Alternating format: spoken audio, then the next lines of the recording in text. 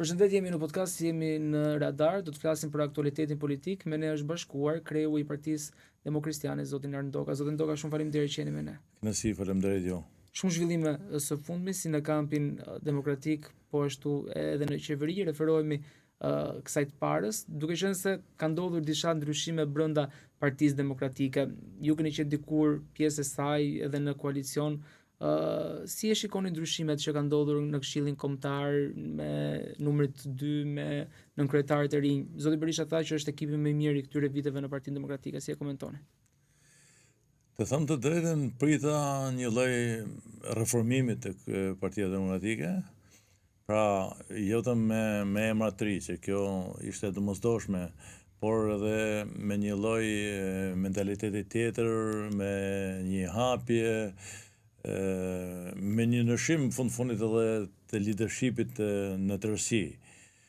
Për te zotit Berisha, tashme cili e ka zonat vend dhe si duket e ka të përjetshëm, por të paktën pjesa tjetër e leadershipit ishte në të mirë të opozicës dhe të vetë Partisë Demokratike, që kishte një qasje tjetër, një hapje me potenciale.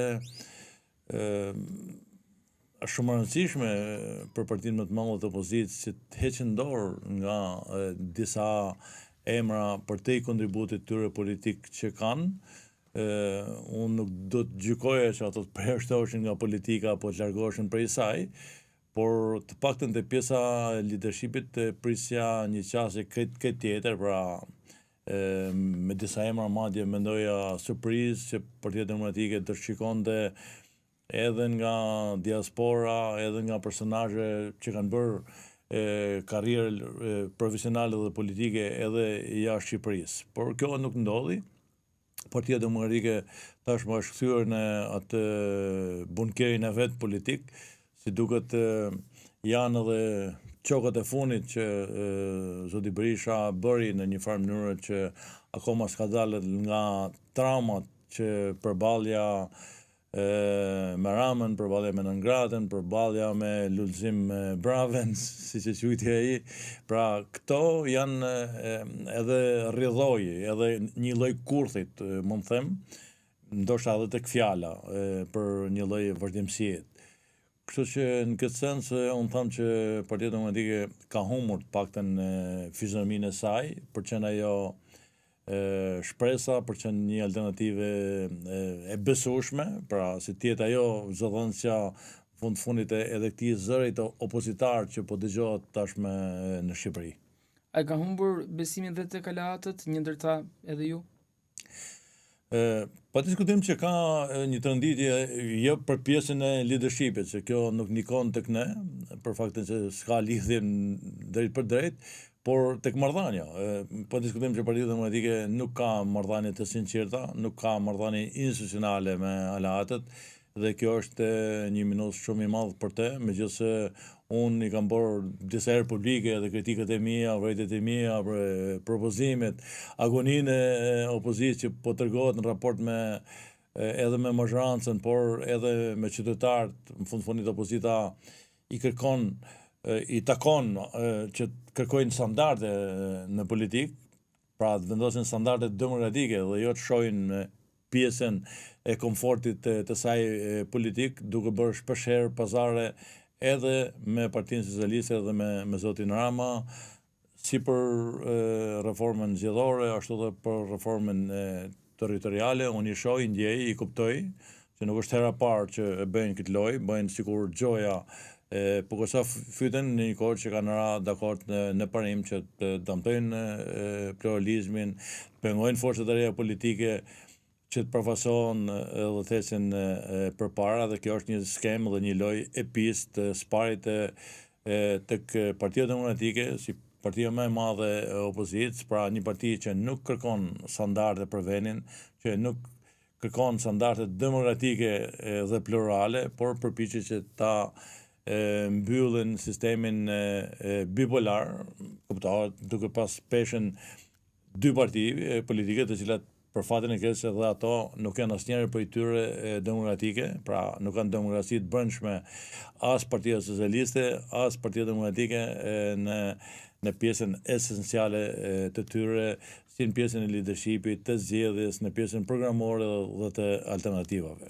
Zotin Doka, ju thoni që ata kërkojnë që të jenë bipolare në këtë sistem, por pse Partia Demokratike do që të dëmtojnë në një farë forme partitë e vogla, duke qenë se një pjesë e madhe tyre janë aleat me Partinë Demokratike? Kjo është interesi i saj politik. Madje ne kam thënë haptas zotit Berisha, qartësit edhe në mënyrë publike, që mund të thojnë interesat e veta politike edhe në raport me ne. Por Partia Demokratike bën strusin, pra bën gjoja sikur është pro një kaze, bën gjoja sikur është për ndryshimin e sistemit dhe një kohë nëpërmjet marrëveshjeve të fsheta ka një produkt, gjithmonë një produkt tjetër që e ka zënë në fillin që në 2008-ën, pra akoma sistemi 2008 është problemi i gjitha problemeve që kanë ndodhur në Shqipëri në këto vite. Pra është deformimi i votës, deformimi i përfaqësimit, vjedhja e votës, cilësimi i saj, pikërisht për aty ndryshimit të sistemit. Dhe këto thonë ai votën zgjedhjet. Jo, zgjedhjet i humbin to. Për faktin që kanë një sistem dëshkues për të djathtën, është një sistem antikushtetues, është një sistem që deformon votën, deformon përfaqësimin e votës së qytetarëve shqiptar dhe dëmton pluralizmin. I pengon edhe forcat politike të reja dalin. Patëm në një forcë politike mori 100.000 vota, që në bazë për llogaritjes së mandateve i bie që të ketë 10 deputet në Kuvendin e Shqipërisë dhe ka vetëm një të tillë. Pra këto janë mekanizmat pengues që këto i kanë bërë me ligj. Pra këto e vjedhin votën me ligj për partitë e tjera, pastaj ka safyte njëra me tjetrën se kush kontrollojnë më shumë territor dhe vota. Pra, duke parë në këtë sens Partia Demokratike është treguar gjithmonë liçare, madje është përpjekur që edhe fajin të kalojnë të alatët edhe për disfatet e veta elektorale, kjo ka qenë akoma me turpshme. Zotin Doke, ju referuat të 2008-s ku ndodhen ndryshimet kushtetuese për sistemin zgjedhor. Në 2017 po ashtu kishte një marrëveshje mes zotit Basha atëherë dhe zotit Rama për të asimiluar në një farë forme atë që gjithmonë kishte qenë kingmakeri LSI-ja dikursh me Partia e Lirisë sot, po në 2008 dhe në vazhdim mendoni që ka pasur një marrëveshje të pashkruar dhe ishte krijuar një ide në publik që partia kryesore politike do qeveriste 2 mandate, pra bëj rotacioni pas çdo 2 mandatesh? Pa diskutim që Rama ka luajtur me këtë tezë, i ka mashtruar më tepër, Bashën të paktën e ka pas si një literar rezervë, por për fatin e keq kjo po ndodhur me Berishën, që kanë prish një çështje tjetër, paktën me zotin Berisha, që do të kërkonte reformimin e këtij sistemi, do të kërkonte ndryshimin e këtij sistemit tërësor, duke e bërë publike draftin e vet. To bëjnë vetëm demagogji, lore fjalësh. Madje unë kam draftin e tyre, jo zyrtarisht për tyre, se këto janë edhe tinxarë, mendojnë që nuk ka rrjedhë informacionit, i kam të 2 draftet dhe nuk ndryshojnë nga njëri tjetri. Pra janë 5% ka ndryshim drafti i Partisë Socialiste me draftin e Partisë Demokratike edhe për reformën territoriale. Pra duke parë në këtë sens, pazari 2008 vazhdon. Pra të dyja janë të interesuar që ta mbajnë këtë sistem bipolar, të dëmtojnë tjerët nëpërmjet mekanizmave bllokues ligjor, por edhe me kontrollin e votës. To akoma ne jemi i vetmi vend që monitorojmë e kontrollojmë procesin me militantë të partive politike. Thënë kjo, edhe Partia Demokratike ka patonazhist, siç ka dhe Partia Socialiste? Pa diskutim që ka, jo në atë formën që i ka Partia Socialiste, se Partia Socialiste i ka kthy si gjys spionash, që ato vinë që do të dinë që edhe çfarë bëjnë qytetarë shqiptarë, ku punojnë, çfarë interesash kanë, çfarë kërkesash kanë, ju bëjnë presion në shumicën e rasteve. Partia Demokratike nuk i ka këto, të kësaj natyre, por i ka ato që marrin pjesë në komisionet e votimit. Po janë, realisht janë militantët partijak që marrin pjesë në komisionet e votimit, që në grabisin edhe votat tona, partive aleate, që bëjnë pazar me komisionet e Partisë Socialiste, kur Partia Demokratike humb, pastaj ato i lirojnë edhe ukshurët e tyre dhe i japin vota pa limit, duke i rritur në mënyrë artificiale edhe mandatet e Partisë Socialiste pikërisht prej këtyre interferimeve që bëhet, që kur shikojnë që partia e tyre humbi, atëherë ato përpiqen që sigurojnë ndonjë pazar apo ndonjë mbështetje nga pushteti në këto. E kanë kthyr si vend pune. Pra, antari i komisionit të votimit, si të majtit dhe si të djathët, e kanë permanente, një vend me njëri tjetrin, bëjnë pazare, kanë misi, kuptohet mbi korricjen e përfasimit të qytetarëve, mbi votën e lirë dhe pa diskutim edhe mbi korricjen tonë si alat. Zotin Doka, ju thatë që i keni të dyja draftet, si të Partisë Socialiste ashtu dhe të Partisë Demokratike, ka rrjedhje informacioni, thatë ju, do të shkohet sërish për të zbuluar në një sistem si që jemi aktualisht majoritar, apo do shkojmë në një sistem proporcional sa i takon sistemi zgjedhor? Këto nuk ndryshojnë fare sistemin. Këto bëjnë gjoja si kur po kërkojmë.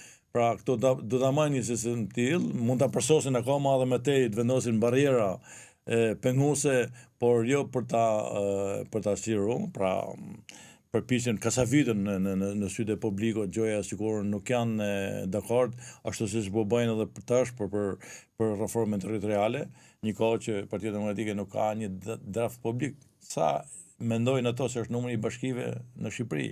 Pra, kjo është pjesa demagogjike, kjo është pjesa me pisë, mund të them madje, për faktin që një parti serioze opozitare e djathtë me disa alat që ka një peshë goxha të madhe edhe në raport me mazhorancën në aspektin e mbështetjes plurale të gjithë Shqipërisë, do ta bëjnë publik draftin e saj. Spari duke e konsultuar me ne si alat dhe s'dyti me qytetarë, është shumë e rëndësishme që të ketë një debat që ta shohin realisht qytetarët se opozita ka një qasje tjetër ndaj shërbimeve tyre.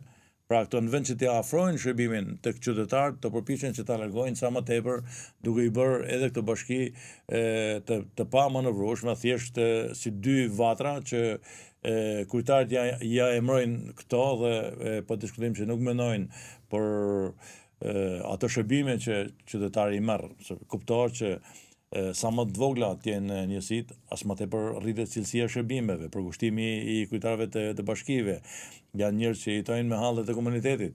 Tashme ne kemi kujtarin e bashkisë në burg prej disa kohësh dhe këto shërbimit e qytetarëve janë mshirë të fatit, apo bashki të tjera që janë të pamanovrueshme, që nuk e njohin fare kujtarin e bashkisë. Mund të jetë një mandat 4 vjeçar që ato nuk e takojnë as fizikisht, se është në pamundësi për ta bërë një gjë të tillë, që janë bërë bashkitë e pa menaxhueshme, nëse marrim me Durrësin, Durrësi ka problematikën si qytet, ka Knetën, ka fshatna problematik në tësinë e saj dhe është në pamundësi për ta ndjekur një kryetar bashkie, këshilli i saj bashkiak apo njësitë që kanë lënë pa as edhe një lloj peshet. Pra, na premtuan që do të ketë një reduktim të numrit të administratës publike. Kjo kështu. Pra, çdo bashki e ka shtu numrin e punonjësve vet, pikërisht për çësje elektorale, për t'i përdorur ato nëpër fushata, por jo se ato janë realisht militant, madje shumica e tyre nuk janë as profesionista fare. Pra, thjesht që janë të antarë një partie politike, ato futen, marrin rrogën nga taksat e qytetarëve shqiptar dhe i shërbejnë partive reciproke nëpër fushata elektorale. Dhe kjo është gropa akoma dhe më e madhe. Zotin Doka, kush fiton nga këto dy reforma, mazhoranca apo opozita? Po diskutojmë se Rama ka qenë mjeshtri i këtyre intrigave, pra e ka mikluar opozitën, për fatin e keq që opozita ka zgjedh që të marrë vendin e dytë, kjo është e dukshme tashme, nuk e kuptoj këtë çështje për hir të realitetit. Këto presin në mrekulli që Rama të goditet, nga Qilli, nga Rofet, nga ndërkombëtar, nga Spaku, por një opozitë që pret vdekjen politike të kundërshtarit politik nga shkaqe natyrale apo politike, besoj që nuk është në udhën e saj normale. Një opozitë do të jetë alternative, do të kërkojnë standardet, do të kërkojnë reforme territoriale përfaqësuese, që t'i afrojnë shërbimin qytetarëve, që të bëhet e besueshme, që të kërkojnë një sistem zgjedhor që qytetarët i zgjidhin deputetët dhe jo kryetarët e partive, e thot në mënyrë demagogjike her pas here zoti Berisha, po realisht drafti i tij ishte për lista të mbyllura. Pra duke parë në këtë sens, unë shoh dy parti politike që merren vesh njëra me tjetrën, por gjithmonë Rama ka arritur që ti miglojnë, ti nënshtrojnë në shumicën e rasteve, por edhe ti dredhojnë. Pra se Bashën e mashtoi lehtësisht duke bërë armik me Ilir Metën në 2007, pra duke i hapur luftë atij me idenë që mund të bëjmë një rotacion apo bashkëqeverisje apo forma të ndryshme, një kohë që Basha përfunoi i larguar me trup nga politika, pra nervëzitmin lider opozite që nuk arriti që kapte atë vend që i meritonte, që koha i jepte që të ishte kryeministër i vendit. Pra në këtë sens do të them që Partia Socialiste e ka kësë përdor Partinë Demokratike prej disa viteve që është në opozitë. Një status që keni bërë para disa ditësh në rrjetet sociale, ju thoni qeveria ka kapur në krim, opozitë që nuk sheh, nuk ndigjon edhe nuk vepron. Çfarë duhet të thonë këtë fjalë? Kjo është një fjali e koncentruar shumë qartë, pra ne kemi një qeveri që sot që i vjedh votat, i tërson votat, i merr me grupet kriminale, kjo është një realitet, nuk duhet ta fshehim. Por në anën tjetër kemi një opozitë që me gjithë të bëjmë që ka kjo majorancë, nuk arrin të fitojnë zgjedhjet, se ka përballë një sistem zgjedhor që ne na penalizon. Pra edhe në kushte normale, sikur Edi Rama mos i bëjnë to akrobacina dhe këto vjedhje, vetëm qarqet Firë dhe Vlorë, që janë dy qarqe për fatin e keq staliniste të Majta, Majta merr 13 deri në 15 mandate plus. Pra që këtu gara është e humur çfarë do mrekullie që të bëjmë ne. Dhe këtë realitet Partia Demokratike, që partia më e madhe e opozitës, nuk e shikon në sy gabimet e saj që ka bërë në 2008, që nuk i ka fituar zgjedhjet. Që në 2009 Partia Demokratike me këtë sistem zgjedhor nuk i ka fituar zgjedhjet. Ishte 2009 kryeministër Sali Berisha, edhe doli barazim 70-70, pra nuk i fitoi. Vetëm barazim, duke pas gjithë pushtetin me vetje, se edhe ky ka bërë këto. Jo sa bën Rama sot të përshërsina, po edhe ato kanë përdor administratën e shtetin, e policinë, do t'i themi këto. Ashtu siç është realiteti, por nuk ka arrit që të fitojnë zgjedhjet. Edhe megjithse e din që nuk mund të fitojnë me sistem zgjedhjet, nuk e kthen kaz për ta ndryshuar këtë sistem. Pra është pajtuar me vendin e dytë, si duket i pëlqen më tepër që të jetë në vend dytë, që si ka medalje. Njëri merr medaljen e vendit parë, tjetri po, si puna atyre dy buksierave që ky shqiptari jon që u fut atje me një lloj trukimit që mori 1.8 milion pound, mos është gabim, pra kishte një marrëveshje. Edhe Partia Demokratike si duket është pajtuar me vendin e dytë, por kjo është një fatkeqësi shumë e madhe për vendin, kur ne kemi një opozitë që nuk e tenton pushtetin nëpërmjet standardeve demokratike. Zotin Doka, besoj që i keni ndjekur dhe zhvillimet globale. Kryeministri i ri i Hungarisë, Peter Magyar, bëri një revolucion në mënyrën se si erdhi në pushtet, se si formoi një parti opozitare. Kë shikoni Peter Magyar në Shqipëri? Mund të jetë zoti Ervin Saljani, sepse ka paralajmëruar surprizën e shtator. Për fatin e keq, nëse kemi një Magyar, i thonë nga Shkodra, një gomar. Një gomar shqiptar. Po për te shakas nuk ka, realisht nuk ka, për faktin që vetëm një shpresë unë shoh është protesta. Nëse kjo protestë që kthehet në një alternativë politike, do të jetë një lloj shprese. Por jemi në kufi të pamundësisë, se këto nuk e kuptojnë realitetin. Pra, edhe ato që janë sot në shesh, për faktin që ne kemi një sistem problematik. Ato kanë dalë kundër sistemit dhe kanë drejt në parim, por nuk e di a janë qartë me detajet se ky sistem i bllokon gjitha mundësitë që një forcë politike futet në terren që të ecin përpara. Jo t'i gjerrin jashtë loje këto, por as mund të futet në parlament me një qasje që të ketë një numër minimal deputetësh. Se këto kanë bërë ligjin në mënyrë, ja ta thash shembullin. 100.000 vota morën ato. Shumë më tepër se kuptohet që dy partitë që kanë vjedhur dhe votat e tyre Partia Socialiste akoma më tepër në diasporë që kishin mbështetje dhe kanë 1 deputet. Pra, 90.000 vota i kanë ndarë Partia Demokratike dhe Partia Socialiste me ligj. Ndër këto, kuptohet që Partia Socialiste ka marrë shumë më tepër mandate. Pra, ato mandate që Rama sot i numëron përballë protestuesve dhe opinionit, i ka grabitur me ligj, nuk i ka votat e tija. Nuk janë ato mijëra qytetarë që kanë votuar për Edi Ramën që i ka mandate në parlament, por kanë votuar për partitë e tjera dhe nëpërmjet mekanizmave ligjor, ato i marrin si përfasim të tyre duke deformuar skemen politike. Pra duke e parë këtë këndvështrim, unë shoh se do të jetë shumë e vështirë që kjo rrjet marimange e këtyre 2 partive politike, se po e dëmtojnë vendin, po e dëmtojnë pluralizmin jashtëmasër shumë. Dhe kjo është alarmi më i madh. Unë kam thënë që në 2008 i kam bërë ato, kam dështuar përballë tyre. Pikërisht to kanë dëshuar në 2008 sistemin zgjedhor që donin ta zgjesonin Ilir Metën nga e Majta dhe Partinë Demokraciane nga e djatha. Se unë kisha rreth 11 deputet në parlament në atë kohë. Pra Partia Demokratike u fut në alarm dhe donte që t'ia zgjesonte alat vetë kryesisht Partinë Demokratike dhe Partia Socialiste me Ilir Metën.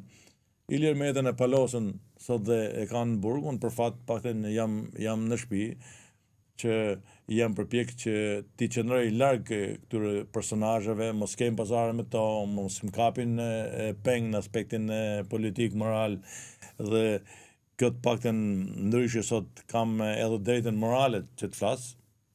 Është ndryshe që flasin sot politikanë që e kanë votuar kodin zgjedhor në 2008.